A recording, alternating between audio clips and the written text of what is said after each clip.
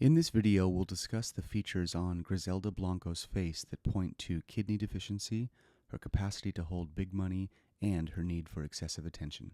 Enjoy. Welcome back, everybody. So today we have Griselda Blanco, who was a Colombian drug lord who was responsible for a sizable amount of the drug trafficking that was happening in Miami through the 70s and 80s. She has been compared to Pablo Escobar as well in terms of the scale at which she was doing this. She also had about 200 people killed under her watch, allegedly.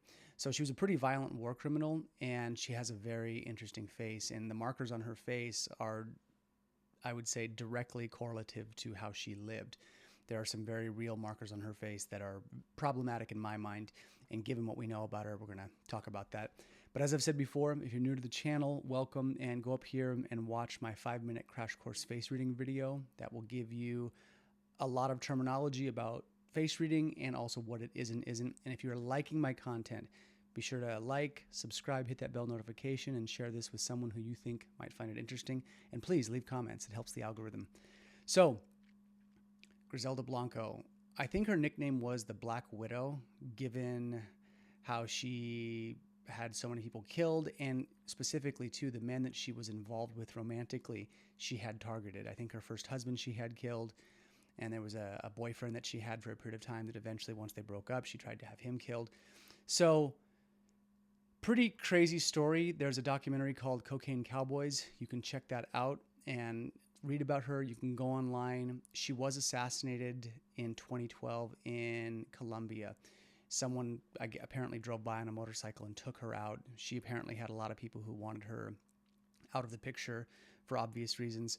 So in any case, let's talk about her face, because like I said, it's pretty interesting. So if you look at her face, the first thing that I'm brought to is the squareness of her face. And it's almost like a direct block. I mean, a square block with not a lot of wiggle room in any other shape. So by definition, that would be an earth face. So square faces are earth, rectangle are wood. Faces that are mildly oval are lean towards metal. Curved or very soft, rounded features all throughout kind of lean towards water. So, fire is triangular. There's going to be different shapes for everything, but she looks like she's explicitly square. So she has a lot of earth. And if you look at her features collectively, very fleshy cheeks, fleshy nose, fleshy lips, fleshy chin, fleshy face. Everything is fleshy and plump. So this is the kind of the conundrum with face reading, and the thing you have to remember, and this is what separates face reading from the psychic hotline genre of stuff. Because a person has a feature doesn't mean A, B, C, and D explicitly about them. And the reason I say this is because typically earth, the earth element, is associated with compassion, empathy, house and home, cooking quality meals, being in warm, cozy environments with people you love. So in theory, a person like this, with a face like this, would be technically good at these things. They would need a lot of these things. But you have to remember, the face has its own structure, and then you have the shen, the immaterial spirit that is animating the face. And you can have shen disturbance. You can have problems in the shen. So what could be possibly good and healthy markers for a quality life, if the spirit animates those features the wrong way, those features can be darkened. They can be turned towards the dark side. So I started thinking about this. I thought, well, how would this have shown up in her life? And if you read about her a little bit, she was obviously, given that she was, a mafioso type, very much all about the family. So not Italian, obviously, but very much about the family. When her son was, in any kind of danger, it was like, people were killed left and right because of that, if mistakes were made around her family. And her network of people and loyalty was big in her mind. So she took it to a very toxic place, but I think that's where the earth element manifested for her. That family vibe of the mafioso family vibe, she has this in spades. But the thing that's really interesting about her too is this squareness of the jaw. So if you've watched my other videos, you'll know that the square jaw and the cut jaw relates to the wood element.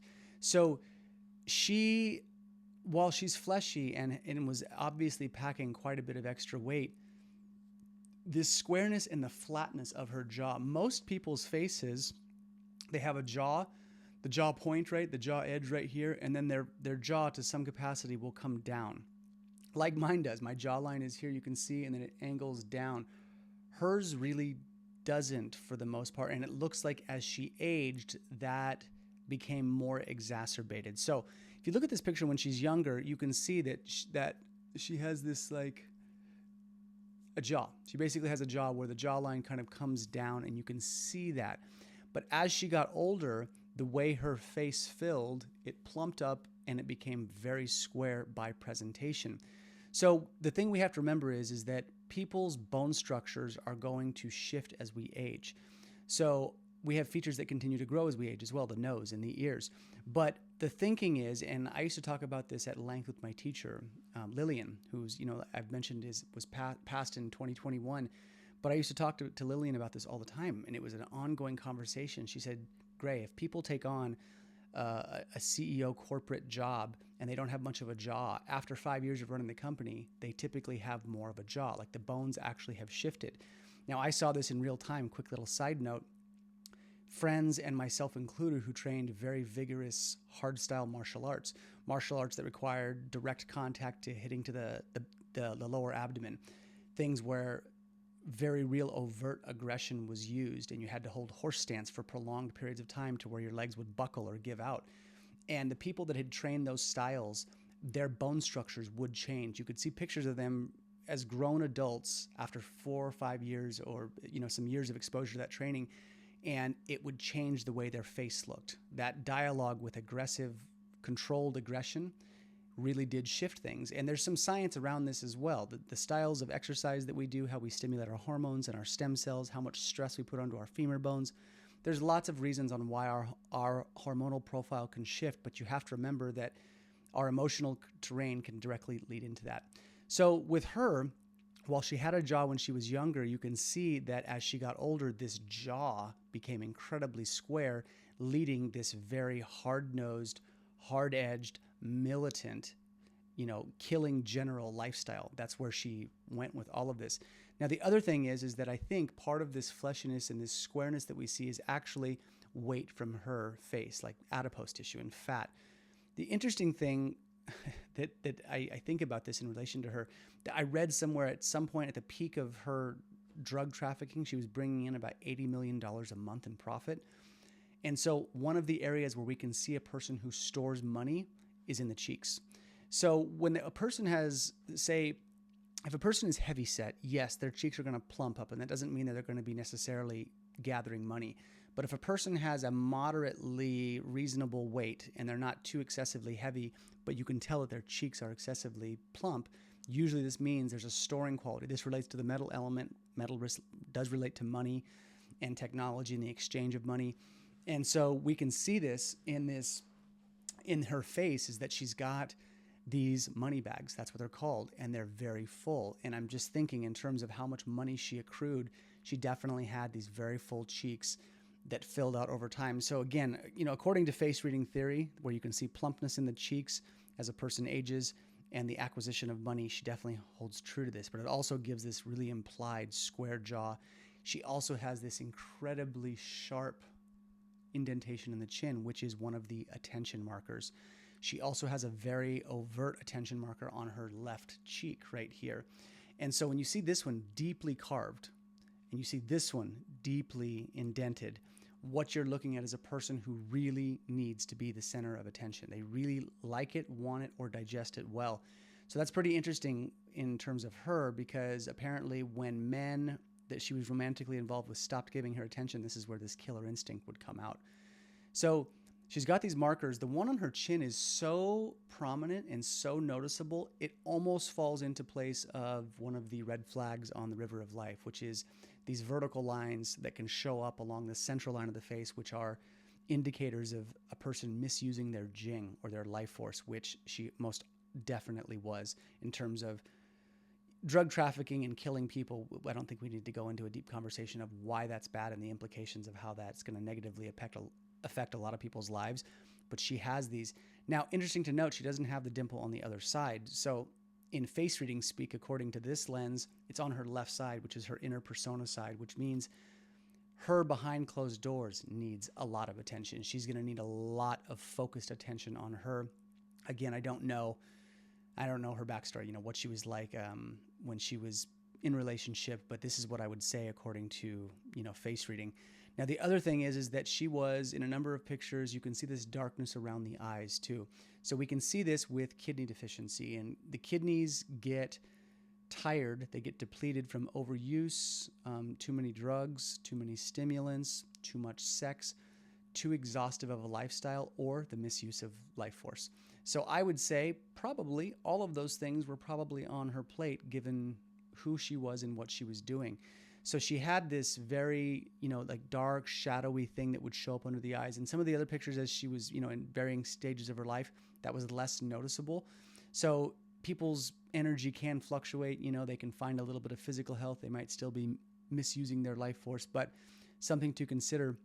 Now, when I look at her face, I see this excess toxic earth would be the theme that I would give to this woman's face. Fleshy nose, fleshy mouth, fleshy everything. But then when you look at where she lived her life, you can really see how these, like I said, that family and mafioso vibe kind of took over. And when we look at her public persona, her natural face, and her inner persona, all look rough.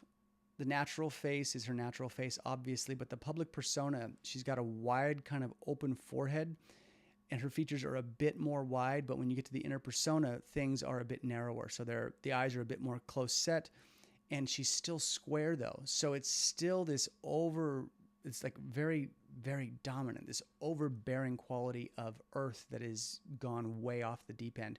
So that's a thing to remember about face reading in general too, is that any element can become out of whack. Because you have a lot of one element, can really tip the scales, good or bad, your way, depending on what you decide to do with your inner workings, how you're built, how you're wired. So she took it to a pretty dark place. So in terms of, lifestyle guidance for a person like this, if I was reading her and she was a client, I would never work with a person like this. But the thing that I would be gearing her towards is, if you are a family type, that should be your life's purpose, minus the drugs and minus the killing. Her face, technically by face reading standards, would say that she would be very much a person that needs house and home and quality and nurturing those things in a person and in others, in her family. So that would be my overarching thing. And with that jaw, I would have most definitely said, and given that she was heavy set, I would have really pushed her towards some kind of physical exercise that was pretty demanding. I don't know if she was coordinated or not. You have to find the aptitudes that a person carries and find out if they are physically coordinated, to push them into certain types of exercise. But I would say, just shooting from the hip, a pretty strong exercise program to move that liver energy, and then also really focusing on those earth elements and really like getting her to lean into that in a positive way and not the way that she did. So in any case, this is my overview on Griselda Blanco. Please leave some comments. If you got questions, let me know. And if there's anyone else you'd like me to read, as always, let me know. Thanks.